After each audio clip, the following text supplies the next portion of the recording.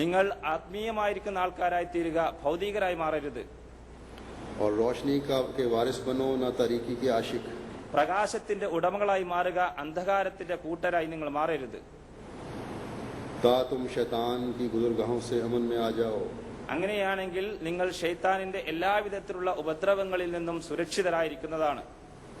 बस ये वो आला मयार है, वो टारगेट है जो हज़रत मसीह मौऊद अलैहिस्सलाम ने हमें दिया है. അപ്പോൾ ഈ ഒരു ഉന്നതമായിരിക്കുന്ന സ്ഥാനം കരസ്ഥമാക്കുക എന്നുള്ളതാണ് ഹദ്റത്ത് മസീഹ് അലൈഹി സ്വലാത്തു വസ്സലാം നമുക്ക് നൽകിയിരിക്കുന്ന ടാർഗറ്റ്. इंसान कमजोर वाक़या हुआ है, जिंदगी में ऊंच नीच होती रहती है, इसलिए इस टारगेट के असूल के लिए अल्लाह ताला से मदद मांगते हुए एक मुसलसल कोशिश और जद्दोजहद एक अहमदी को करने की ज़रूरत है. മനുഷ്യൻ ബലഹീനനാണ്. ജീവിതത്തിൽ പലപ്പോഴും ഉന്നതയും താഴ്മയും എല്ലാം തന്നെ ഉണ്ടായിക്കൊണ്ടിരിക്കും. അതുകൊണ്ട് ഈ ബലഹീനതകളിൽ നിന്നെല്ലാം തന്നെ രക്ഷപ്പെടുന്നതിന് വേണ്ടി അവൻ എപ്പോഴും തന്നെ അള്ളാഹുവിനോട് സഹായം തേടിക്കൊണ്ടിരിക്കേണ്ടതാണ്. और अल्लाह ताला की मदद के लिए और उन आला अखलाक के असूल के लिए इस इक़्तिबास में हज़रत मसीह मौऊद अलैहिस्सलाम ने हमें तरीका भी बता दिया. അള്ളാഹുമായിട്ടുള്ള ബന്ധം സ്ഥാപിക്കുന്നതിനും ആത്മീയമായ ഉന്നതമായിരിക്കുന്ന അവസ്ഥ കരസ്ഥമാക്കുകയും ചെയ്യുന്നതിന് വേണ്ടി ഈ ഉദ്ധരണിയിൽ ഹദ്റത്ത് മസീഹ് അലൈഹി സ്വലാത്തു വസ്സലാം നമുക്ക് ചില കാര്യങ്ങൾ നിർദ്ദേശിച്ച് നൽകിയിട്ടുണ്ട്. और वो है खुदा ताला से साफ रब पैदा करना. അതിലൊന്ന് നമ്മൾ അള്ളാഹുമായിട്ടുള്ള പരിശുദ്ധമായിരിക്കുന്ന നിഷ്കപടമായിരിക്കുന്ന ബന്ധം സ്ഥാപിക്കുക എന്നുള്ളതാണ്. एक खालिस ताल्लुक पैदा करना. പൂർണ്ണമായും ഒന്നുമില്ലാത്ത പൂർണ്ണമായിരിക്കുന്ന ഒരു ബന്ധം അള്ളാഹുമായിട്ട് നമ്മൾ സ്ഥാപിക്കുക. और वो किस तरह पैदा होता है? അതെങ്ങനെയാണ് നമുക്കുണ്ടാക്കാൻ സാധിക്കുക? वो इसी सूरत में पैदा होगा जब हम अपने मकसद पैदाइश को हमेशा सामने रखने वाले होंगे. നമ്മൾ നമ്മുടെ ജീവിത ലക്ഷ്യത്തെ എപ്പോഴും തന്നെ മുമ്പിൽ വെക്കുന്നവരായി മാറുമ്പോഴാണ് അത് നമുക്ക് കരസ്ഥമാക്കാൻ സാധിക്കുക. और वो मकसद पैदाइश खुदा ताला ने हमें खुद बता दिया. ആ ജീവിത ലക്ഷ്യം എന്താണ് എന്ന് അല്ലാഹു തആല നമുക്ക് പറഞ്ഞു തരികയും ചെയ്തിട്ടുണ്ട്. ഫർമായ വമാ ഖലഖ്തുൽ ജിന്ന വൽ ഇൻസ ഇല്ലാ ലിയഅബ്ദൂൻ. അല്ലാഹു പറയുന്നു വമാ ഖലഖ്തുൽ ജിന്ന വൽ ഇൻസ ഇല്ലാ ലിയഅബ്ദൂൻ. मैंने जिन्नों और इंसानों को सिर्फ अपनी इबादत के लिए पैदा किया है. ഞാൻ ജിന്നിനെയും ഇൻസിനെയും എന്നെ ആരാധിക്കാൻ വേണ്ടി മാത്രമാണ് സൃഷ്ടിച്ചിരിക്കുന്നത്. बस ये एक बहुत बड़ा मकसद है. ഇത് വലിയ ഒരു ഉദ്ദേശമാണ്, ലക്ഷ്യമാണ്.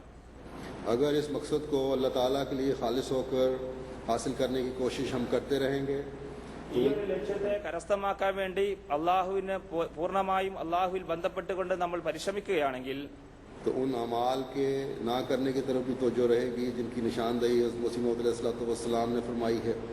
അതോടൊപ്പം തന്നെ ഹദ്റത്ത് മസീഹ് അലൈഹി സ്വലാത്തു വസ്സലാം ഏതെല്ലാം ദുഷ്പ്രവർത്തികളെ സംബന്ധിച്ച് നമ്മളോട് പറഞ്ഞിട്ടുണ്ടോ ആ ദുഷ്പ്രവർത്തികളിൽ നിന്ന് വിട്ടുനിൽക്കാൻ വേണ്ടി നമ്മൾ ശ്രമിക്കുകയും ചെയ്യുന്നതാണ്. और उन नेक अमाल जलाने की तरफ भी तवज्जो रहेगी जिनकी खुदा ताला ने हमें जिनके बारे में कुरान करीम में फरमाया है. വിശുദ്ധ ഖുർആനിൽ അല്ലാഹു തആല നമ്മളോട് പറഞ്ഞിരിക്കുന്ന സൽപ്രവർത്തികൾ ചെയ്യുന്നതിലേക്ക് നമുക്ക് താല്പര്യം ഉണ്ടാവുകയും ചെയ്യുന്നതാണ്. मुआशरे के हकूक अदा करने वाला बनाने वाले हम होंगे. നമ്മൾ നമ്മുടെ സമൂഹത്തിന്റെ കടമകൾ നിറവേറ്റുന്നവരായി നമ്മൾ മാറും. और ये अमाल फिर मजीद अल्लाह ताला की रज़ा हासिल करने वाला हमें बनाएंगे. അങ്ങനെ ഈ പ്രവർത്തികൾ വീണ്ടും അള്ളാഹുവിന്റെ പ്രീതി കരസ്ഥമാക്കുന്നതിൽ അധികരിക്കാൻ നമുക്ക് പ്രേരണ നൽകുന്നതാണ്. और फिर खिलाफत की नेमत का भी उन्हीं लोगों से वादा है जो अमाले सालिया बजालाने वाले हैं. ഇതേപോലെ തന്നെ സൽപ്രവർത്തികൾ ചെയ്യുന്നവരോടാണ് ഖിലാഫത്തിന്റെ അനുഗ്രഹങ്ങൾ ലഭിക്കുക എന്നുള്ള വാഗ്ദാനമുള്ളത്. और अल्लाह ताला के शिर्क से बकुल्ली पाक और उसके इबादत गुजार हैं. അതേപോലെ തന്നെ അള്ളാഹുമായിട്ടുള്ള പങ്കുചേർക്കലിൽ നിന്ന് ശിർക്കിൽ നിന്നും പൂർണ്ണമായും വിട്ടുനിൽക്കുകയും ചെയ്യുന്നവർക്കാണ് ഖിലാഫത്തിന്റെ അനുഗ്രഹം ലഭിക്കുക. बस अगर हमने इस इनाम को अपने पर जारी रखना है, അതുകൊണ്ട് നാം ഈ അനുഗ്രഹത്തെ നിലനിർത്തണം എന്ന് നമ്മൾ ആഗ്രഹിക്കുന്നുണ്ടെങ്കിൽ इसकी पेशगोई हज़रत सल्लल्लाहु अलैहि वसल्लम ने फरमाई थी. ഇതിനെ സംബന്ധിച്ചായിരുന്നു റസൂലുള്ളാഹി സ്വല്ലല്ലാഹു അലൈഹി വസല്ലം തിരുമേനി പ്രവചനം ചെയ്തിരുന്നത്. तो अपने मकसद पैदाइश को याद रखना इंतहाई जरूरी है. അതുകൊണ്ട് നമ്മുടെ ജീവിത ലക്ഷ്യം ഓർത്തിരിക്കേണ്ടത് വളരെ അത്യാവശ്യമാണ്. इबादत के लिए अल्लाह ताला ने जो रास्ते हमें बताए हैं, ഇബാദത്തിന് വേണ്ടി ആരാധനയ്ക്ക് വേണ്ടി അള്ളാഹു നമുക്ക് നൽകി പറഞ്ഞു തന്നിരിക്കുന്ന മാർഗങ്ങൾ, जो तरीक हमें सिखाया है, അതിന്റെ രീതി നമുക്ക് പറഞ്ഞ് മനസ്സിലാക്കി തന്നിട്ടുണ്ട്. उसमें सबसे अहम 5 वक्त नमाजों की अदायगी है. അതിൽ ഏറ്റവും പ്രധാനപ്പെട്ടത് 5 നേരത്തെ നമസ്കാരമാണ്. बस हर औरत मर्द बच्चा बूढ़ा हमेशा याद रखे അതുകൊണ്ട് ഓരോ പുരുഷനും സ്ത്രീയും കുട്ടികളും യുവാക്കളും എല്ലാവരും തന്നെ എപ്പോഴും തന്നെ ഓർത്തിരിക്കുക, कि अगर उसकी 5 वक्त की नमाजों की हिफाजत नहीं അവര് 5 നേര നമസ്കാരവും കാത്തു സൂക്ഷിക്കുന്നില്ലെങ്കിൽ और खालिस होकर अल्लाह ताला के आगे झुकना नहीं, പൂർണ്ണമായും അള്ളാഹുവിൽ വഴങ്ങിക്കൊണ്ട് അള്ളാഹുവിന് മുമ്പിൽ കുമ്പിടുന്നില്ലെങ്കിൽ तो ना अमाल सालिया उस मयार अमाल सालिया के उस मयार को हासिल करने वाले हो सकते हैं जो हमें बताए गए हैं. നമ്മളോട് പറഞ്ഞു തന്നിരിക്കുന്ന ആ ഉന്നതമായിരിക്കുന്ന സ്ഥാനം സൽപ്രവർത്തികളെ കൊണ്ട് അവർക്ക് എത്തിച്ചേരാൻ സാധ്യമല്ല. ना अल्लाह ताला के उन इनामात से इंसान हिस्सा ले सकता है जो इबादत के साथ मशरूत हैं. ഇബാദത്തിനോടൊപ്പം അള്ളാഹു പറഞ്ഞിരിക്കുന്ന മറ്റു പ്രവർത്തികളും മറ്റു നിബന്ധനകളും നമുക്ക് പാലിക്കാനും സാധ്യമായിരിക്കില്ല. हज़रत मसीह मौऊद अलैहिस्सलाम हमसे इस बारे में क्या तवक्को रखते हैं? ഹദ്റത്ത് മസീഹ് അലൈഹി സ്വലാത്തു വസ്സലാം ഇത് സംബന്ധമായി നമ്മളോട് ആഗ്രഹിക്കുന്നത് എന്താണ്? आप एक जगह फरमाते हैं, ഹദ്റത്ത് മസീഹ് അലൈഹി സ്വലാത്തു वस्सलाम अरुळुന്നു, तो ए वे तमाम लोगों जो अपने तईं मेरी जमात शुमार करते हो, എന്റെ ജമാഅത്തിലാണ് എന്ന് ഏറ്റുപറയുന്ന എന്റെ പ്രിയ ജനങ്ങളെ, आसमान पर तुम उस वक्त मेरी जमात शुमार किए जाओगे നിങ്ങൾ ആകാശത്തിൽ എന്റെ ജമാഅത്തിൽ എഴുതപ്പെടുന്നത് जब सचमुच तकवा की राहों पर कदम मारोगे. നിങ്ങൾ പൂർണ്ണമായും തഖ്വയുടെ മാർഗത്തിൽ ചലിക്കുമ്പോൾ മാത്രമാണ്. सो अपनी 5 वक्ता नमाजों को ऐसे खौफ और हुजूर से अदा करो कि गोया तुम खुदा को देखते हो. അള്ളാഹുവിനെ കാണുന്നുണ്ട് എന്നുള്ള ആ ഭാവത്തിൽ നിങ്ങൾ നിങ്ങളുടെ 5 നേര നമസ്കാരങ്ങളും കൃത്യമായി അനുഷ്ഠിക്കുക. बस अल्लाह ताला पर ईमान लाने के बाद तकवा पर चलने की सबसे बड़ी शर्त नमाजों की अदायगी है. അള്ളാഹുവിൽ വിശ്വസിച്ചതിന് ശേഷം തഖ്വയിൽ പദമൂന്നുന്നതിന് വേണ്ടി ഏറ്റവും പ്രധാനപ്പെട്ട പ്രഥമമായിരിക്കുന്ന കൽപ്പന നമസ്കാരത്തെ നിലനിർത്തുക എന്നുള്ളതാണ്.